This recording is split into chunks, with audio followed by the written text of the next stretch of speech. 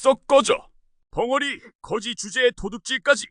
장터 한가운데 쓰러진 여인에게 험악한 상인이 화를 내고 있습니다. 여인은 비명조차 지르지 못한 채 바닥에 쓰러져 있었고, 구경꾼들은 돌을 던지며 조롱했고, 아무도 그녀를 돕지 않았습니다. 바로 그때 그만하십시오. 김진사댁 머슴 돌쇠가 여인 앞을 가로막았습니다. 돌쇠는 1년 동안 모은 전 재산, 은자 2냥을 꺼내 들었습니다. 이 돈으로 음식값을 치르겠습니다. 더 이상 괴롭히지 마십시오. 이 운명적인 만남이 두 사람의 인생을 완전히 바꿔놓을 줄은 아무도 몰랐습니다. 조선 초기 충청도의 한 양반 마을 이야기입니다. 김진사댁 머슴 돌쇠는 25살이었습니다. 키가 훤칠하고 어깨가 넓어 보기에는 당당했지만 그의 눈빛은 언제나 순수한 아이와 같았습니다. 어려서부터 글을 배우지 못해 자기 이름조차 쓸 줄 몰랐고 셈도 서툴렀습니다. 장에 가서 물건을 사면 늘 속아 넘어가기 일쑤였고 교활한 상인들은 돌쇠만 보면 좋아했습니다. 하지만 그의 마음만큼은 하늘처럼 맑고 순수했습니다. 힘이 장사여서 김진사대기를 도맡아 하며 살아가고 있었습니다. 새벽같이 일어나 마구간을 치우고 밭을 갈고 장작을 패고 지게를 지고 산을 오르내렸습니다. 아무리 힘든 일도 불평 한마디 없이 해냈습니다. 김진사는 돌쇠의 성실함을 인정했습니다. 다른 양반댁 머슴들이 주인 몰래 게으름을 피우거나 물건을 훔치는 일이 많았지만 돌쇠만큼은 그런 일이 단 한 번도 없었습니다. 김진사는 종종 다른 양반들에게 자랑하곤 했습니다. 우리 댁 돌쇠만큼 정직하고 성실한 머슴은 없다고 말했습니다. 하지만 마을 사람들의 생각은 달랐습니다. 장터에서 돌쇠를 만난 아낙네들은 수군거렸습니다. 저렇게 순진하니 평생 남한테 이용만 당하며 살 것이라고 말했습니다. 마을 총각들도 돌쇠를 보며 비웃었습니다. 25이나 먹고도 장가 한 번 못 가본 주제에 돈도 모르고 글도 모르니 평생 머슴으로 늙어 죽을 것이라고 했습니다. 돌쇠는 장터에서 구한 여인을 김진사댁 행랑채 빈 칸으로 데려갔습니다. 여인은 너무 약해서 제대로 걷지도 못했습니다. 돌쇠는 자신의 담요를 가져다 여인에게 덮어주었습니다. 그리고 부엌으로 달려가 남은 밥 한 그릇과 된장찌개를 가져왔습니다. 여인은 떨리는 손으로 밥을 받아들었습니다. 그리고 눈물을 흘리기 시작했습니다. 소리 없이 흐르는 눈물이 더러워진 얼굴을 타고 흘러내렸습니다. 돌쇠는 당황하며 천천히 드시라고, 배부르게 드시고 푹 쉬라고 말했습니다. 여인은 입을 벙긋거렸습니다. 무언가 말하고 싶은 듯 했지만 소리는 나오지 않았습니다. 돌쇠는 알아차렸습니다. 이 여인은 정말로 말을 할 수 없는 것이었습니다. 돌쇠는 걱정 말라고, 말을 못해도 괜찮다고, 여기서 편히 쉬라고 말했습니다. 이튿날 아침 김진사댁 마님이 행랑채로 찾아왔습니다. 마님은 낯선 여인을 보고 깜짝 놀랐습니다. 돌쇠는 고개를 조아리며 사정을 설명했습니다. 어제 장터에서 사람들에게 매 맞는 여인을 구했다고 하루 이틀만 재워주고 밥을 먹인 후 내보내게 해달라고 빌었습니다. 마님은 못마땅한 표정을 지었습니다. 아무리 불쌍해도 신분도 모르는 거지를 함부로 들릴 수는 없는 일이었습니다. 혹시라도 도둑이거나 나쁜 사람이면 어쩌려고 그랬느냐고 물었습니다. 돌쇠는 이 여인은 나쁜 사람이 아니라고, 너무 약해서 일어서지도 못한다고, 제발 며칠만 재워달라고 빌었습니다. 자신의 밥을 줄여서라도 이 여인을 먹이겠다고 말했습니다. 마님은 한숨을 쉬었습니다. 돌쇠의 착한 마음씨를 모르는 바가 아니었기 때문입니다. 마님이 여인을 자세히 살펴보았습니다. 비록 누더기를 걸치고 있었지만 여인의 손은 고운 편이었습니다. 얼굴의 때를 닦아내니 제법 단정한 이목구비가 드러났습니다. 마님은 여인에게 어디서 왔으며 가족은 어디 있느냐고 물었습니다. 여인은 입을 벙긋거릴 뿐 대답하지 못했습니다. 돌쇠가 옆에서 이 여인은 말을 못한다고 설명했습니다. 마님은 놀랐습니다. 벙어리였던 것입니다. 마님은 잠시 생각하더니 며칠간 지켜보겠다고 만약 부지런하고 정직하다면 부엌일을 거들게 하겠다고 말했습니다. 여인은 마님 앞에 무릎을 꿇고 절을 했습니다. 마님은 여인을 일으켜 세우며 우선 깨끗이 씻고 정갈한 옷으로 갈아입으라고 오늘은 푹 쉬고 내일부터 부엌일을 거들라고 했습니다. 며칠이 지났습니다. 여인은 정말로 부지런했습니다. 새벽같이 일어나 부엌을 정리하고 마당을 쓸고 우물에서 물을 길어왔습니다. 말은 하지 못해도 눈치가 빨라서 시키지 않아도 척척 일을 해냈습니다. 김진사댁 마님은 점점 여인을 신뢰하게 되었습니다. 돌쇠는 틈만 나면 여인을 찾아갔습니다. 일하다가 지치면 여인이 있는 부엌으로 가서 물을 마시곤 했습니다. 그리고 여인에게 말을 걸었습니다. 오늘은 날씨가 참 좋다는 둥, 하늘이 맑고 구름이 예쁘다는 둥, 김진사 어르신께서 오늘 기분이 좋아 보이신다는 둥, 별것 아닌 이야기들을 늘어놓았습니다. 여인은 고개를 끄덕이며 웃었습니다. 때로는 웃기도 하고 때로는 걱정스러운 표정을 짓기도 했습니다. 돌쇠는 여인과 함께 있으면 마음이 편안했습니다. 말이 통하지 않아도 마음이 통하는 것 같았습니다. 어느 날 돌쇠는 여인에게 말했습니다.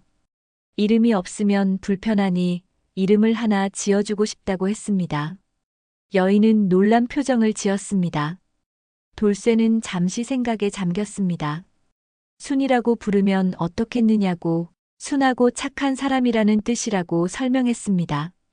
여인의 눈에 눈물이 그렁그렁 맺혔습니다. 그리고 연신 고개를 끄덕였습니다. 그렇게 순이라는 이름이 생겼습니다. 그날 밤 순이는 혼자 눈물을 흘렸습니다. 지난 몇 년간 거지로 떠돌며 겪었던 온갖 멸시와 천대가 떠올랐습니다. 사람들은 그녀를 사람 취급조차 하지 않았습니다. 돌을 던지거나 더러운 물을 끼얹기도 했습니다. 말을 못한다는 이유로 짐승처럼 대했습니다. 하지만 돌쇠는 달랐습니다. 돌쇠는 그녀를 사람으로 대했습니다. 아니, 소중한 사람으로 대했습니다. 이름까지 지어주지 않았습니까? 순이는 마음속으로 다짐했습니다. 이 은혜를 평생 잊지 않겠다고, 반드시 보답하겠다고 마음먹었습니다. 석 달이 흘렀습니다. 가을이 깊어지고 겨울이 다가왔습니다. 순이는 이제 김진사댁의 일원이 되어 있었습니다. 마님은 순이를 믿고 중요한 일도 맡겼습니다. 김진사도 순이의 부지런함과 성실함을 인정했습니다. 순이는 깨끗이 씻고 단정한 옷을 입으니 제법 단아한 모습이었습니다. 마을 사람들도 처음에는 의아해했지만 순이가 말없이 일하는 모습을 보며 점차 인정하게 되었습니다. 돌쇠는 순이를 볼 때마다 마음이 따뜻해졌습니다. 순이도 돌쇠를 보면 환하게 웃어주었습니다. 두 사람 사이에는 말로 표현할 수 없는 깊은 유대감이 생겨나고 있었습니다. 어느 날 저녁 돌쇠는 순이에게 조심스레 물었습니다. 언젠가 고향으로 돌아가고 싶은지를 물었습니다. 순이는 고개를 저었습니다. 그리고 손으로 주변을 가리키며 가슴을 가리켰습니다. 여기가 이제 자신의 집이라는 뜻이었습니다. 돌쇠는 환하게 웃었습니다. 순이가 여기 계셔서 참 좋다고 말했습니다. 하지만 평화로운 날들은 오래가지 않았습니다. 어느 날 청천벽력 같은 일이 벌어졌습니다. 겨울이 한창이던 어느 날 아침이었습니다. 해가 채 뜨기도 전에 관아의 포졸들이 김진사댁에 들이닥쳤습니다. 포졸 대장이 큰 소리로 김진사를 불렀습니다. 김진사가 급히 나왔습니다. 포졸들은 김진사를 역모를 꾀하는 무리와 내통한 죄로 체포한다고 말했습니다. 그리고 김진사를 결박해 끌고 갔습니다. 김진사댁은 순식간에 초상집처럼 변했습니다. 마님은 기절했고 자식들은 울부짖었습니다. 하인들은 어찌할 바를 몰라 우왕좌왕했습니다. 돌쇠는 충격에 빠졌습니다. 주인 어르신께서 역모라니 그럴 리가 없었습니다. 김진사는 평소에도 나라와 임금님을 걱정하던 분이었습니다. 백성들을 아끼고 사랑하던 어진 양반이었습니다. 이것은 분명 누군가의 모함이었습니다. 하지만 돌쇠는 무엇을 어떻게 해야 할지 몰랐습니다. 그는 그저 마당을 서성이며 발만 동동 구를 뿐이었습니다. 머리를 쥐어뜯으며 생각해 보았지만 아무런 생각도 떠오르지 않았습니다. 마을 사람들은 수군거렸습니다. 김진사댁이 이제 끝났다고 역모죄는 삼족을 멸하는 큰 죄라고 말했습니다. 어떤 이들은 벌써부터 김진사댁의 재산을 노리는 눈치였습니다. 그때 순이가 돌쇠 앞으로 다가왔습니다. 순이의 얼굴은 평소와 달리 단호한 표정이었습니다. 순이는 돌쇠의 손을 잡고 자신의 방으로 이끌었습니다. 방에는 종이와 숯이 준비되어 있었습니다. 순이는 숯을 들고 그림을 그리기 시작했습니다. 첫 번째 그림은 사랑방이었습니다. 네모난 방에 책들이 그려져 있었습니다. 두 번째 그림은 커다란 책장이었습니다. 책장에 책들이 빼곡히 꽂혀 있는 모습이었습니다. 세 번째 그림은 책장 뒤쪽을 가리키는 손가락이었습니다. 그리고 그 뒤에 작은 구멍과 종이가 그려져 있었습니다. 돌쇠는 그림을 보며 고개를 갸우뚱했습니다. 사랑방, 책장, 그 뒤에 뭔가 숨겨져 있다는 뜻인 것 같았습니다. 돌쇠가 그곳에 가서 책장을 옮기고 찾아보라는 말인지 물었습니다. 순이는 연신 고개를 끄덕였습니다. 그리고 급한 듯이 돌쇠의 팔을 잡아당겼습니다. 빨리 가보라는 뜻이었습니다. 그날 밤 돌쇠는 조심스레 사랑방으로 들어갔습니다. 달빛만이 희미하게 방을 비추고 있었습니다. 돌쇠는 책장 앞에 섰습니다. 커다란 책장에는 수많은 책들이 꽂혀 있었습니다. 돌쇠는 힘을 주어 책장을 옆으로 밀었습니다. 무거운 책장이 천천히 움직였습니다. 책장 뒤 벽에는 작은 구멍이 있었습니다. 순이의 그림과 똑같았습니다. 돌쇠는 손을 넣어 더듬었습니다. 무언가 종이 같은 것이 만져졌습니다. 조심스레 꺼내보니 편지 한 통이었습니다. 돌쇠는 편지를 펼쳐보았지만 글을 읽을 수 없었습니다.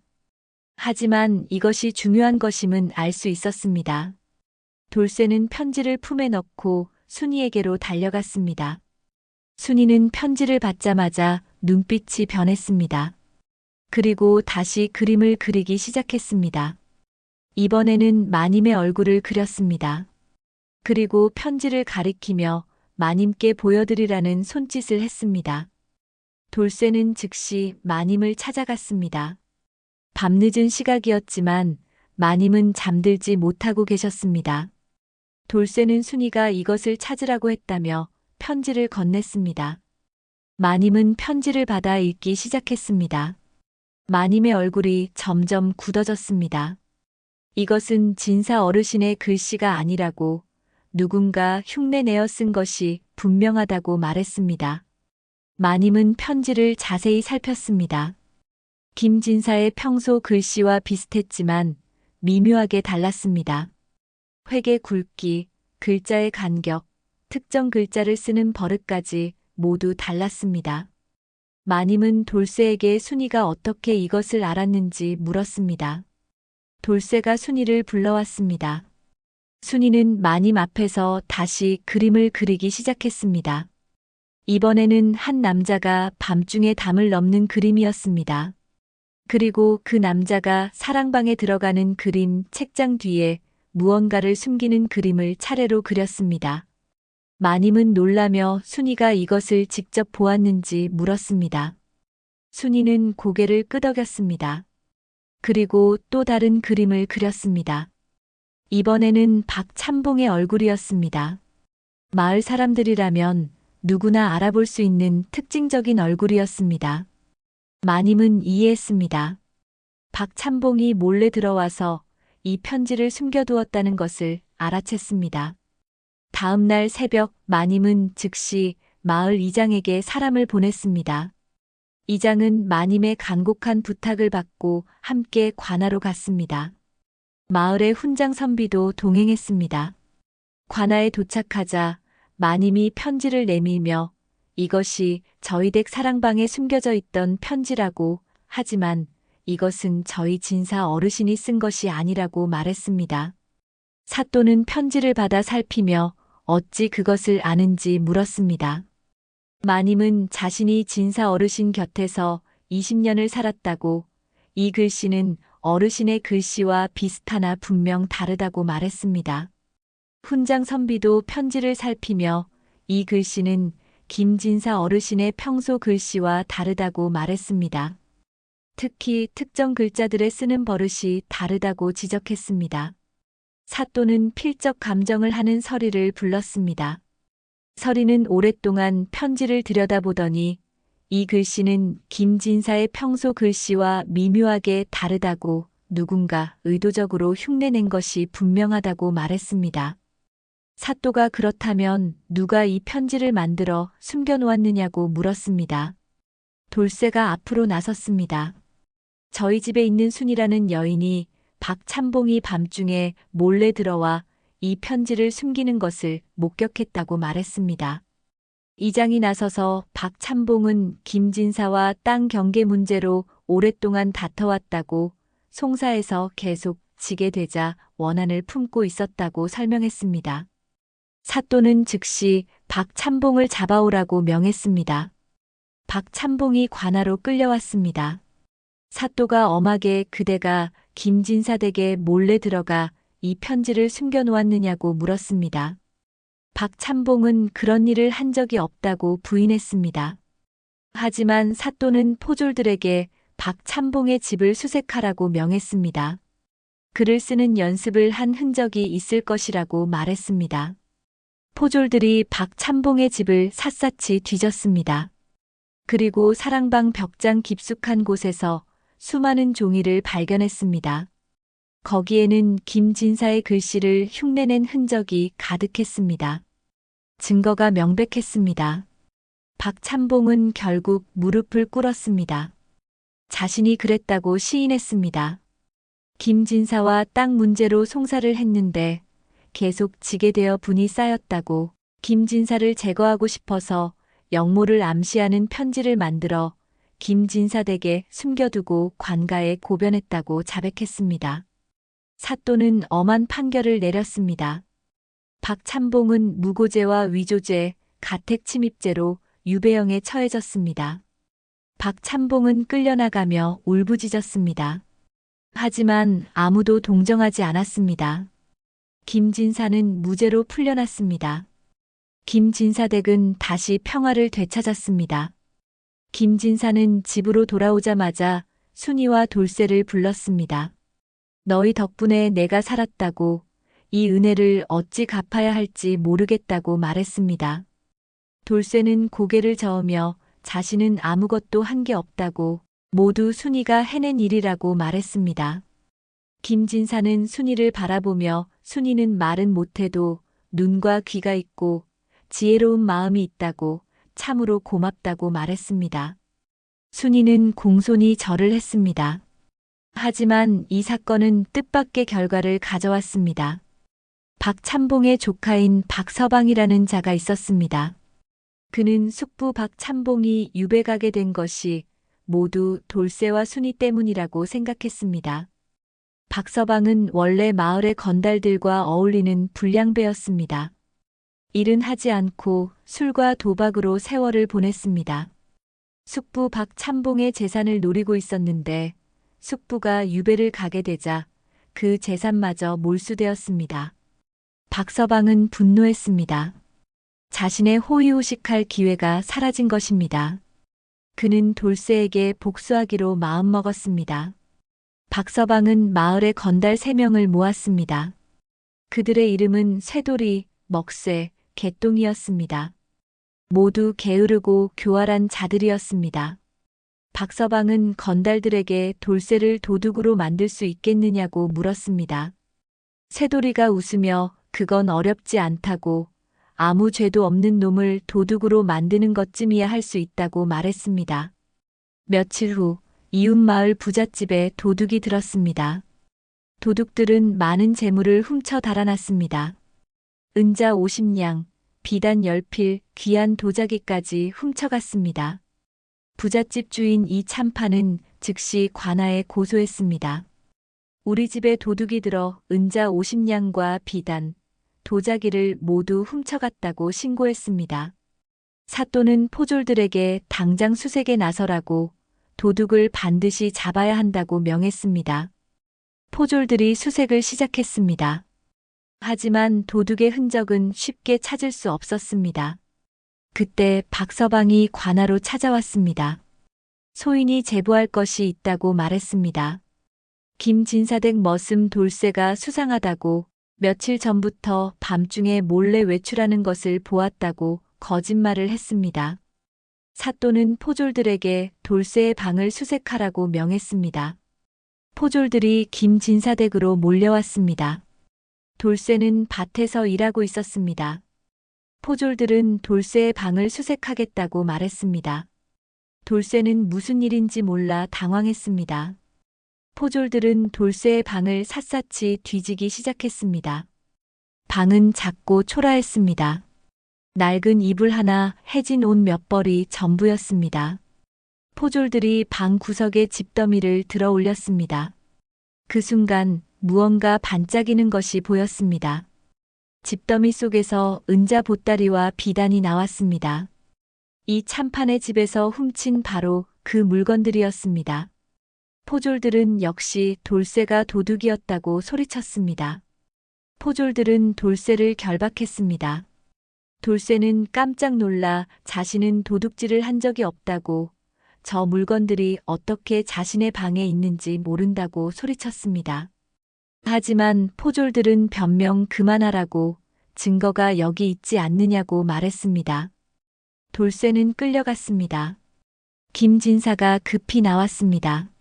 돌쇠는 도둑이 아니라고 자신이 보증하겠다고 말했습니다.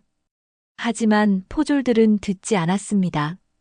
증거가 명백하다고, 돌쇠의 방에서 훔친 물건이 나왔다고 말했습니다. 돌쇠는 관아옥에 갇혔습니다. 차갑고 어두운 옥방에서 돌쇠는 울었습니다. 자신은 아무 잘못도 하지 않았는데 왜 이런 일을 당해야 하는지 이해할 수 없었습니다. 하지만 그보다 더 슬픈 것은 순이가 걱정될 것이라는 생각이었습니다. 순이는 충격에 빠졌습니다. 하지만 그녀는 주저앉지 않았습니다. 순이는 이것이 누군가의 음모임을 직감했습니다. 돌쇠는 절대 도둑질을 할 사람이 아니었습니다. 누군가 일부러 돌쇠를 함정에 빠뜨린 것이 분명했습니다. 순이는 조사를 시작했습니다. 말은 못해도 귀는 있고 눈은 있었습니다. 순이는 마을을 돌아다니며 사람들의 말을 엿듣고 수상한 행동을 하는 사람을 관찰했습니다. 순이는 먼저 돌쇠의 방으로 갔습니다. 방을 자세히 살폈습니다. 집더미가 있던 자리를 보니 이상한 점이 있었습니다. 집이 최근에 새로 쌓인 흔적이 있었습니다. 돌쇠는 집을 쌓을 이유가 없었습니다. 겨울이었고 집은 이미 충분했기 때문입니다. 순이는 방 밖을 살폈습니다. 창문 밑에 발자국이 있었습니다. 돌쇠의 발보다 작은 발자국이었습니다.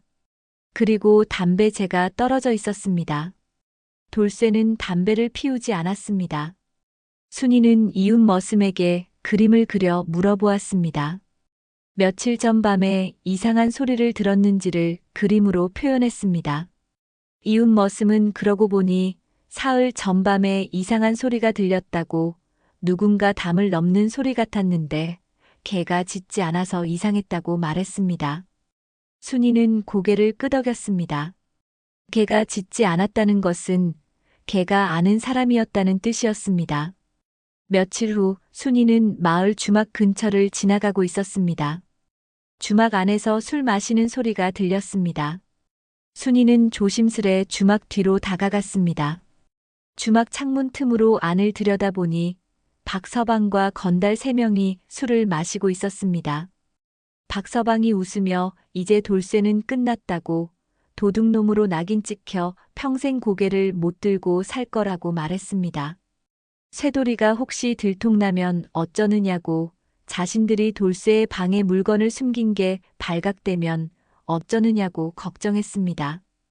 박서방이 손을 저으며 걱정 말라고, 누가 알겠느냐고, 그날 밤 돌쇠는 깊이 잠들어 있었고 아무도 보지 못했다고, 게다가 걔한테 미리 고기를 줘서 짖지 못하게 했다고 말했습니다. 먹새가 맞다고, 그리고 돌쇠는 글도 모르고 머리도 나빠서 변명도 제대로 못할 것이라고 사또님이 믿을 리가 없다고 덧붙였습니다. 개똥이가 이 참판댁에서 훔친 나머지 물건들은 어떻게 하느냐고, 자신들이 나눠 가져도 되는지 물었습니다. 박서방이 고개를 끄덕이며 물론이라고, 나머지 은자 20냥과 비단은 자신들이 나눠 갖자고 내일 밤 산 뒤 폐가에서 만나자고 말했습니다. 순이는 더 들을 필요가 없었습니다. 확실한 증거를 잡았습니다. 순이는 조심스레 그 자리를 벗어났습니다. 순이는 김진사를 찾아갔습니다. 그리고 종이를 꺼내 그림을 그리기 시작했습니다. 첫 번째 그림은 박서방과 건달 3명이 담을 넘는 모습이었습니다. 두 번째 그림은 그들이 돌쇠의 방에 물건을 숨기는 모습이었습니다. 세 번째 그림은 주막에서 그들이 술을 마시며 이야기하는 모습이었습니다. 네 번째 그림은 산 뒤 폐가와 달 그림이었습니다. 내일 밤을 의미했습니다. 김진사는 그림을 보고 이해했습니다. 순이가 박서방 일당이 주막에서 나누는 대화를 엿들었다는 것을, 그리고 내일 밤 산 뒤 폐가에서 만난다는 것도 알아냈다는 것을 깨달았습니다. 순이는 또 다른 그림을 그렸습니다. 이번에는 포졸들이 폐가를 둘러싸고 있는 그림이었습니다. 김진사가 포졸들이 폐가에서 그들을 잡으면 된다는 뜻이냐고 물었습니다. 순이는 다시 고개를 끄덕였습니다. 김진사는 즉시 마을 이장과 함께 관하로 갔습니다. 김진사는 사또에게 순이가 그린 그림들을 보여주었습니다. 사또는 그림들을 보며 이것이 사실이라는 증거가 있는지 물었습니다. 김진사가 내일 밤 산 뒤 폐가의 포졸들을 매복시켜달라고, 박서방 일당이 나타날 것이라고, 그들이 나머지 훔친 물건을 나누는 현장을 잡으면 모든 것이 밝혀질 것이라고 말했습니다. 사또는 잠시 생각하다가 고개를 끄덕였습니다. 좋다고, 내일 밤 포졸들을 보내겠다고, 만약 이것이 거짓이라면 김진사도 벌을 받을 것이라고 말했습니다. 김진사는 감수하겠다고 답했습니다. 다음 날 밤 산 뒤 폐가 주변에는 포졸들이 숨어 있었습니다.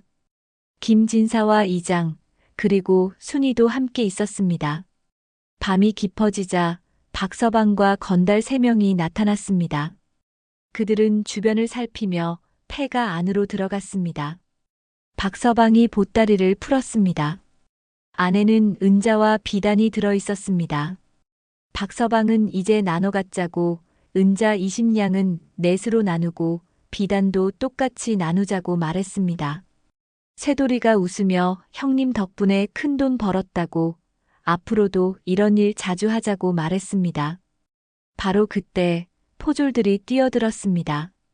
박서방 일당은 도망치려 했지만 사방이 포졸들로 둘러싸여 있었습니다. 그들은 모두 붙잡혔습니다. 사또가 직접 나왔습니다.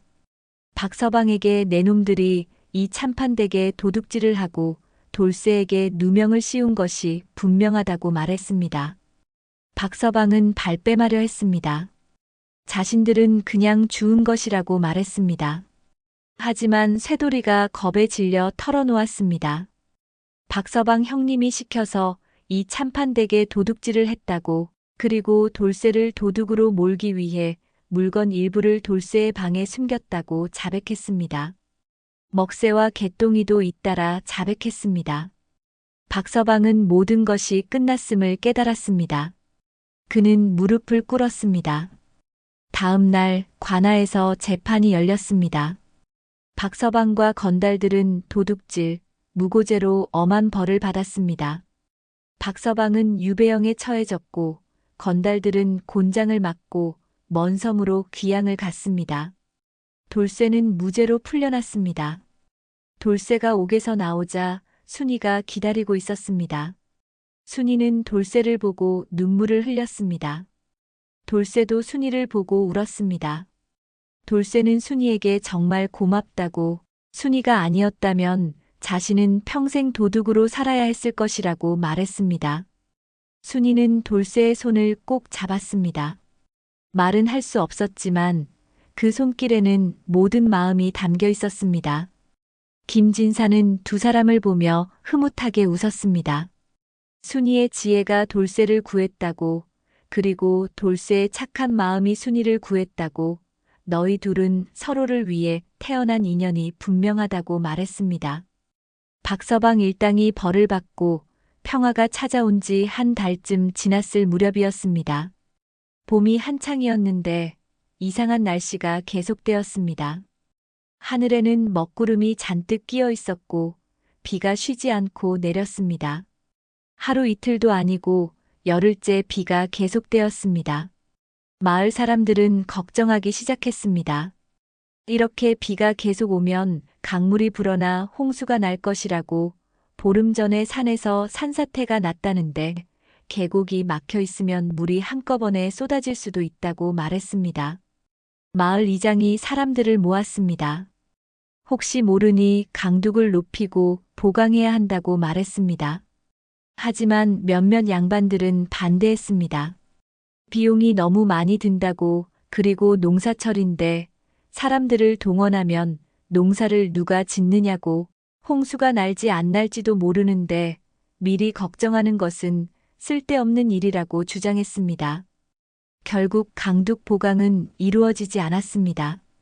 순이는 불안했습니다. 하늘을 보고 강물을 보고 산을 보면서 뭔가 큰 일이 일어날 것 같은 느낌이 들었습니다. 어느 날 저녁 순이는 김진사와 돌쇠를 불렀습니다. 그리고 그림을 그리기 시작했습니다. 첫 번째 그림은 강물이 범람하는 모습이었습니다. 거센 물살이 마을을 덮치는 무서운 그림이었습니다. 두 번째 그림은 사람들이 높은 곳으로 피신하는 모습이었습니다. 세 번째 그림은 곡식과 가축을 옮기는 모습이었습니다. 김진사는 그림을 보며 놀랐습니다. 순이가 홍수가 날 것이라고 생각하는지 물었습니다. 순이는 심각한 표정으로 고개를 끄덕였습니다. 그리고 또 다른 그림을 그렸습니다. 산에 금이 가 있는 그림, 계곡이 막혀 있는 그림이었습니다. 돌쇠가 보름 전에 산사태가 난 곳을 자신이 가서 확인해 보겠다고 말했습니다. 김진사는 가서 보고 오라고 말했습니다. 다음 날 새벽 돌쇠는 산으로 올라갔습니다. 비가 내리는 가운데 험한 산길을 걸어 산사태가 났던 곳에 도착했습니다. 돌쇠는 경악했습니다. 큰 바위와 나무들이 계곡을 완전히 막고 있었습니다. 그 뒤로 엄청난 양의 물이 고여 있었습니다. 마치 거대한 호수 같았습니다. 더 무서운 것은 막힌 곳에 금이 가기 시작했다는 점이었습니다. 물의 압력이 점점 커지면서 막힌 부분이 무너지기 직전이었습니다. 돌쇠는 급히 마을로 달려 내려왔습니다. 김진사에게 큰일 났다고, 계곡이 완전히 막혀 있고 곧 무너질 것 같다고, 그렇게 되면 엄청난 물이 한꺼번에 쏟아져 내려올 것이라고 말했습니다. 김진사는 즉시 이장에게 알렸습니다. 이장은 마을 사람들을 모았습니다. 큰 홍수가 올 수 있다고, 당장 높은 곳으로 피신하고 곡식과 가축을 옮겨야 한다고 말했습니다. 하지만 많은 사람들은 믿지 않았습니다. 홍수라니 그럴 리가 있느냐고, 강물이 조금 불었을 뿐이라고, 농사철인데 일손을 놓을 수 없다고 주장했습니다. 김진사는 결단을 내렸습니다. 믿지 않는 사람들이 있어도 자신의 집안 사람들과 재산만이라도 지켜야 했습니다. 김진사는 돌쇠와 다른 머슴들에게 명했습니다. 곡식과 중요한 물건들을 마을 뒤 산으로 옮기라고 말했습니다. 돌쇠와 순이는 쉬지 않고 일했습니다. 곡식 가마니를 지고 산을 오르내렸습니다. 귀중품과 문서들을 안전한 곳으로 옮겼습니다. 가축들도 산 위로 몰고 갔습니다. 순이는 마을을 돌아다니며 사람들에게 그림을 보여주었습니다. 홍수가 올 것이라는 경고의 그림이었습니다. 몇몇 사람들은 순이의 말을 듣고 피신 준비를 시작했습니다. 하지만 여전히 많은 사람들은 믿지 않았습니다. 이틀이 지났습니다. 비는 계속 내렸고 강물은 점점 불어났습니다. 셋째 날 밤이었습니다. 천둥과 번개가 치는 가운데 갑자기 산에서 굉음이 들려왔습니다. 돌쇠의 걱정대로 계곡을 막고 있던 바위와 나무들이 무너진 것입니다. 엄청난 양의 물이 한꺼번에 쏟아져 내려왔습니다. 거센 물살이 산을 타고 내려와 마을로 밀려들었습니다.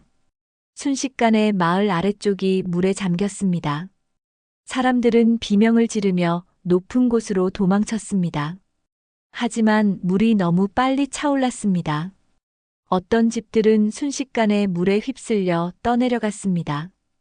돌쇠는 김진사에게 자신이 사람들을 구하러 가겠다고 말했습니다. 김진사는 위험하다고 말렸지만 돌쇠는 이미 뛰어나가고 있었습니다. 돌쇠는 물속으로 뛰어들었습니다. 힘이 장사인 돌쇠였지만 거센 물살은 어려웠습니다. 하지만 돌쇠는 포기하지 않았습니다. 물에 떠내려가는 노인을 발견했습니다. 돌쇠는 헤엄쳐 가서 노인을 붙잡았습니다. 그리고 안전한 곳으로 옮겼습니다. 지붕 위에 갇힌 아이들이 있었습니다. 돌쇠는 나무 기둥을 붙잡고 지붕으로 올라갔습니다. 아이들을 하나씩 업고 안전한 곳으로 옮겼습니다. 임신한 여인이 집에 갇혀 있었습니다. 물이 점점 차올라 여인은 공포에 떨고 있었습니다. 돌쇠는 창문을 부수고 들어가 여인을 구해냈습니다.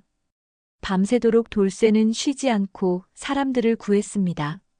몸은 상처투성이가 되었고 기력은 바닥났지만 돌쇠는 멈추지 않았습니다. 순이도 가만히 있지 않았습니다. 순이는 피신한 사람들을 조직했습니다. 그림으로 지시를 내렸습니다. 불을 피워 체온을 유지하라는 그림, 젖은 옷을 갈아입으라는 그림, 부상자를 돌보라는 그림을 그렸습니다. 사람들은 순이의 지시를 따랐습니다. 순이는 또한 구조된 사람들의 명단을 정리했습니다. 누가 구조되었고 누가 아직 구조되지 않았는지 그림으로 표시했습니다. 이를 보고 돌쇠는 어디로 가야 할지 알 수 있었습니다. 김진사 댁에서 미리 옮겨둔 곡식과 담요가 큰 도움이 되었습니다. 순이는 이것들을 공평하게 나누어 사람들에게 제공했습니다. 사람들은 순이의 지혜에 감탄했습니다. 새벽이 밝았습니다. 비는 멈췄고 물도 조금씩 빠지기 시작했습니다. 마을은 처참한 모습이었습니다. 많은 집들이 무너졌고 밭은 진흙으로 뒤덮였습니다. 하지만 기적 같은 일이 일어났습니다. 돌쇠와 순이 그리고 미리 대비한 사람들 덕분에 마을 사람들은 대부분 무사했습니다. 단 한 명도 목숨을 잃지 않았습니다. 처음에 홍수 경고를 믿지 않았던 사람들은 부끄러워했습니다. 그들은 돌쇠와 순이 앞에 무릎을 꿇었습니다. 미련한 머슴이라고 무시했던 돌쇠가 벙어리 거지라고 천대했던 순이가 자신들의 목숨을 구한 것입니다. 한 양반이 눈물을 흘리며 말했습니다. 자신이 얼마나 어리석었는지 깨달았다고. 돌쇠와 순이야말로 마을의 진정한 은인이라고 고백했습니다. 사또도 이 소식을 듣고 마을로 찾아왔습니다. 사또는 돌쇠와 순이의 공을 치하했습니다. 돌쇠에게는 의로운 행동을 한 백성에게 주는 상패를 주었습니다. 순이에게는 지혜로운 여인이라는 칭호를 내렸습니다. 김진사는 돌쇠를 불러 말했습니다. 이제 돌쇠를 머슴에서 해방시키겠다고, 그리고 넓은 땅을 하사하겠다고 말했습니다. 돌쇠는 황송해했지만 김진사는 고집했습니다. 이것은 은혜를 갚는 것이라고 마땅히 받아야 한다고 말했습니다. 그리고 김진사는 물었습니다. 돌쇠와 순이가 서로 마음이 있다면 혼례를 올리도록 도와주겠다고 말했습니다. 돌쇠는 얼굴이 빨개져서 고개를 숙였습니다. 순이도 수줍게 고개를 끄덕였습니다. 마을 사람들은 모두 기뻐했습니다. 이보다 더 어울리는 부부는 없을 것이라고 입을 모았습니다. 순수한 마음을 가진 돌쇠와 지혜로운 마음을 가진 순이, 두 사람은 정말로 천생연분이었습니다. 그해 가을, 돌쇠와 순이의 혼례가 성대하게 치러졌습니다. 김진사가 모든 것을 준비해 주었습니다. 마을 사람들도 모두 모여 축하해 주었습니다. 한때 돌쇠를 미련하다고 비웃던 사람들도 이제는 돌쇠를 존경하는 눈빛으로 바라보았습니다. 혼례식이 끝나고 잔치가 열렸습니다. 사또도 직접 참석하여 축하해 주었습니다. 이웃 마을 사람들까지 소식을 듣고 찾아왔습니다. 모두가 돌쇠와 순이의 사랑 이야기에 감동했기 때문입니다.